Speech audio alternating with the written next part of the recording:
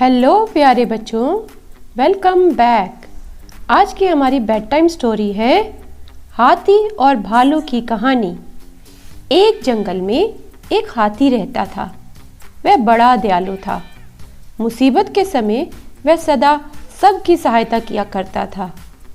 उसके इस स्वभाव के कारण जंगल के सभी जानवर उससे बहुत प्रेम करते थे। जो लोग दूसरों की सहायता करते हैं उनसे सभी प्रेम करते हैं। तो बच्चों, तुम भी सबकी सहायता किया करो।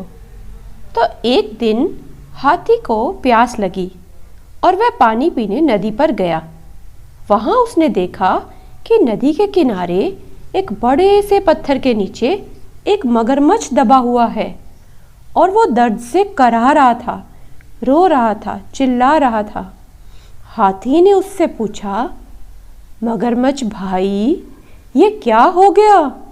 तुम इस पत्थर के नीचे कैसे दब गए? मगरमच्छ ने कराहते हुए उत्तर दिया, क्या बताऊं हाथी दादा, मैं खाना खाकर नदी के किनारे आराम कर रहा था। जाने कैसे एक बड़ी चट्टान का ये टुकड़ा टूटकर मुझ पर आ गिरा।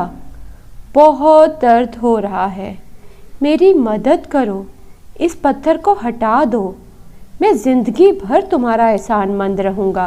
मगरमच्छ को दर्द में कराहते हुए देखकर हाथी को उस पर दया आ गई, लेकिन उसे डर भी था कि कहीं मगरमच्छ उस पर हमला न कर दे।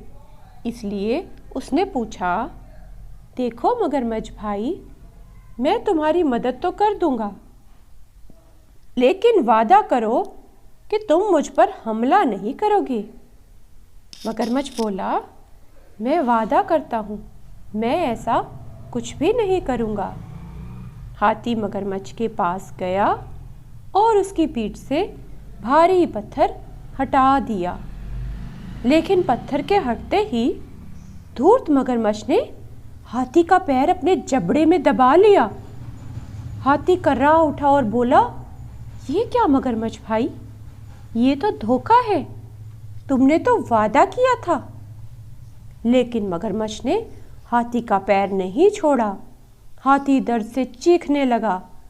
कुछ ही दूर पर एक पेड़ के नीचे एक भालू आराम कर रहा था। उसने हाथी की चीख सुनी तो वह नदी किनारे आया।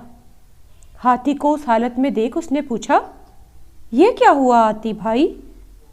तो हाथी ने बताया, इस धूर्त मगरमच्छ की मैंने सहायता की और इसने मुझ पर ही हमला कर दिया। क्या कहा? ये मगरमच्छ पत्थर के नीचे दबा था और फिर भी जिंदा था? मैं नहीं मानता, भालू बोला। ऐसा ही था, मगरमच्छ गुर्राया और अपनी पकड़ हाथी के पैरों पर मजबूत कर दी। हो नहीं सकता, भालू फिर से बोला। हाथी बोला, ऐसा ही था भालू भाई, बिना देखे तो मैं नहीं मानने वाला। मुझे दिखाओ तो जरा कि यह मगरमच्छ कैसे उस पत्थर के नीचे दबा था और उसके बाद भी जिंदा था। हाथी भाई, जरा इस मगरमच्छ की पीठ पर वो पत्थर तो रखो, फिर उसे उठाकर दिखाना।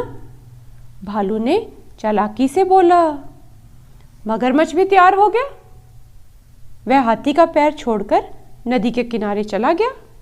हाथी ने वह भारी पत्थर उसके ऊपर रख दिया। मगरमच्छ भालू से बोला, ये देखो, मैं इस पत्थर के नीचे दबा था, अब यकीन आया तुम्हें?